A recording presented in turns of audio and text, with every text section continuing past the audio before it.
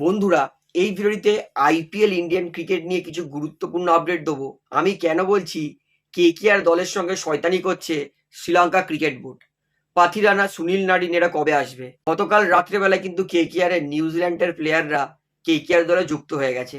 আমি কেন বলছি ভেঙ্কি মাহেশ্বর মাস্টার স্ট্রোক মেরেছে, কেকেআর কে নিয়ে হাসাহাসি করছিল, সেই কার্মা এবার আরসিবি, সিএসকে, এসআরএইচ দলের ওপরও লেগেছে।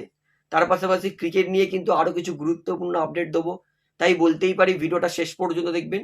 এবং যারা চ্যানেল নতুন আছেন সকলকে একটাই অনুরোধ করে রাখবো, যেহেতু এইখানে আপনারা খেলার সমস্ত রকম আপডেটস পেয়ে যাবেন, তারা অবশ্যই পাবলিক ভিউ কলকাতায় চ্যানেলটিকে সাবস্ক্রাইব করে বেল আইকন প্রেস করে অল করে রাখবেন। তাহলে বন্ধুরা, সবার প্রথমে বলি, কেকেআর দলকে নিয়ে হাসাহাসি করছিল সিএসকে, আরসিবি, এসআরএইচ সহ একাধিক সমর্থকেরা। যখন কেকেআর এর পেস বোলার যেমন হার্ষিদ রানা, পাথিরানা, তারপরে মুস্তাফিজুর রহমান চোট থাকবে, অ্যাভেলেবেল থাকবে না, সবাই হাসাহাসি করে বলছিল কেকেআর ব্যাটিং করে বোলিং এর সময় ডিক্লিয়ার দিয়ে দেবে, কারণ কেকেআর এর বোলিং এ ভালো ভালো বোলার নেই। তাদের সঙ্গে এইবার কারমা হয়ে গেছে। দেখুন, খারাপ হয়েছে দলের সঙ্গে, এটা আমি মানছি, কিন্তু কেকেআর কে নিয়ে যারা হাসাহাসি করছিল, ভগবান এবার তাদেরকেও কিন্তু একই শাস্তিটা দিয়েছে। নেথান এলিস সিএসকে দলে রুলড আউট হয়ে গেছেন। এসআরএইচ তাদের ক্যাপ্টেন প্রথম 4 থেকে 5 ম্যাচ খেলবে না। জেক অ্যাডওয়ার্ড এসআরএইচ দলে রুলড আউট হয়ে গেছে। আরসিবি দলের জন্য প্রথম 3টে ম্যাচ জজ হেজেলউড খেলবে না। তাই যেই সিএসকে ফ্যান, এসআরএইচ ফ্যান হাসাহাসি করছিল কেকেআর এর বোলিং লাইন আপ নিয়ে, তাদেরকে বলি কেকেআর এর কাছে তো মুজারবানি এসে গেছে। পাথিরানা প্রথম 3-4 ম্যাচ পরে খেলবে, কিন্তু আপনাদের কি হবে বা সেটা আপনারা ভাবুন। এই জন্যই বলে কার্মা কাউকে ছাড়ে না, ঠিক ঘুরে তোমার পিছনে আসবেই।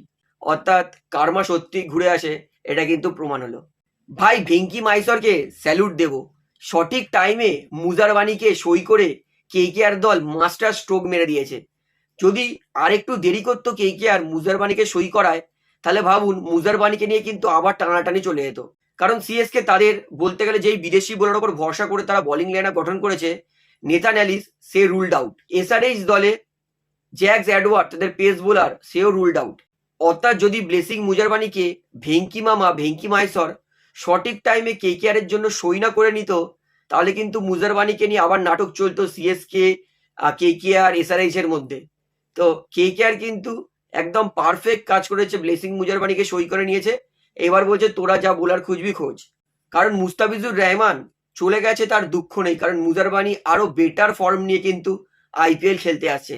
এটা হচ্ছে আমাদের কাছে সব থেকে বড় খুশির খবর। এই জন্যই বলছি ভেঙ্কি মাহেশ্বর ভাই সলিড কাজ করেছে মুজারবানিকে সই করায়। এইবারে বলি, গতকাল রাত্রিবেলায় কিন্তু কেকেআর এর coach Tim Southee, Finn Allen, Tim Seifert এবং রাচিন রবীন্দ্র কিন্তু কলকাতায় এসে গেছেন এবং কেকেআর ক্যাম্পে আজকে সকালবেলায় অবশ্যই জয়েন করে নেবেন। বরুণ চক্রবর্তী তিনিও কিন্তু গতকাল রাত্রিবেলায় এসে গেছেন, তিনিও কিন্তু কেকেআর ক্যাম্পে আজকে জয়েন করে নেবেন। সুনীল নারিন আর পাথিরানা কবে আসবে? সুনীল নারিন 27 তারিখে আসবে, 27শে মার্চ, এটা আপনারা ধরে চলুন। এইবারে বলি আমি কেন বলছি কেকেআর দলের সঙ্গে শ্রীলঙ্কা শয়তানি করছে। মাথিসা পাথিরানাকে কিন্তু ছাড়তে চাইছে না শ্রীলঙ্কা ক্রিকেট বোর্ড। গত 3 দিনের টিকিট পাথিরানার কিন্তু নষ্ট করেছে। তাই কেকেআর ম্যানেজমেন্ট সরাসরি শ্রীলঙ্কা বোর্ডকে জানিয়ে দিয়েছে যে তারা পাথিরানাকে কবে ছাড়বে, নয়তো কিন্তু কেকেআর বিসিসিআই কে কমপ্লেন করবে। ব্যাস, শ্রীলঙ্কা ক্রিকেট বোর্ডের হাওয়া বেরিয়ে গেছে। দেখুন, এইটা একটুখানি ইনসাইডার খবরই দিচ্ছে আপনাদেরকে, ভিতরকার খবর। শ্রীলঙ্কা তারা পাথিরানাকে ছাড়তে চাইছে না, কারণ আমরা দেখেছি আইপিএল এ বহু দল পেন কিলার খাইয়ে খাইয়ে প্লেয়ারকে দাঁড় করিয়ে কিন্তু খেলায়। তাই পাথিরানার ক্ষেত্রে কিন্তু শ্রীলঙ্কা এই কাজটা চাইছে না। তাই পাথিরানাকে 100% ফিট করার পরেই কিন্তু শ্রীলঙ্কা ছাড়বে, এমনটা কিন্তু শ্রীলঙ্কা ক্রিকেট বোর্ড থেকে জানা গেছে। তো দেখুন, শ্রীলঙ্কা কবে পারমিশন দেবে সেটা করতে করতে কিন্তু আইপিএল অর্ধেক বেরিয়ে যাবে। এবং পাথিরানা তিনি এই মুহূর্তে কিন্তু 70-80% ফিট। প্রথম 2 ম্যাচ যদি বাদ দিয়ে দিই, পাথিরানা কিন্তু 90% ফিট হয়ে যাবে।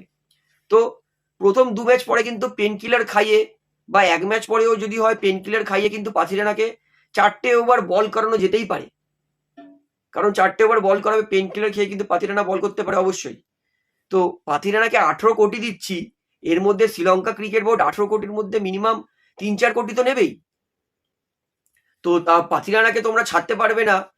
পাথিরানাকে কেকেআর এত টাকা দিতে পারছে, তো পাথিরানা 3-4টে পেন কিলার খেয়ে খেলতে পারবে না? তো কেকেআর ম্যানেজমেন্ট বলেছে যে তোমরা ছাড়বে কিনা বলো, আমরা তো বিসিসিআই কে কমপ্লেন করছি।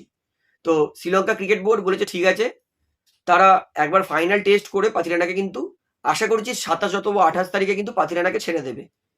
অর্থাৎ কেকেআরের জন্য প্রথম 2 ম্যাচ যদি পাথিরানা নাও খেলে, 3 নম্বর ম্যাচে হয়তো পেন কিলার খেয়ে পাথিরানাকে আমরা কেকেআরের জন্য বল করতে দেখতে পারি। এটাই কিন্তু শ্রীলঙ্কা চাইছে না। তো আমি তো বলবো 18 কোটি টাকার মতো বড় অ্যামাউন্ট দিতে পারছে, 2-4টে পেন কিলার খেলে কিচ্ছু হবে না। কারণ রাসেল প্রায় প্রত্যেক ম্যাচে প্রত্যেক সিজনে পেন কিলার খেয়ে খেয়ে কেকেআরের জন্য খেলে, এবং অবশ্যই কেকেআর জিততে গেলে কিন্তু পাথিরানাকে লাগবেই লাগবে। তাহলে বন্ধুরা, এই ভিডিওটিতে এতটাই বলার ছিল, আশা করি সমস্তটা আপনারা বুঝতে পেরেছেন। তো ভিডিওটা এখানে শেষ করছি। ভিডিওটি ভালো লাগলে অবশ্যই লাইক করুন, কমেন্ট করুন, শেয়ার করুন, এবং চ্যানেল নতুন সকলকে একটা অনুরোধ করে রাখবো, যেহেতু এখানে আপনার খেলার সমস্ত রকম আপডেটস পেয়ে যাবেন, তারা অবশ্যই পাবলিক ভিউ কলকাতা চ্যানেলটিকে সাবস্ক্রাইব করে বেল আইকন প্রেস করে অল করে রাখবেন। ধন্যবাদ।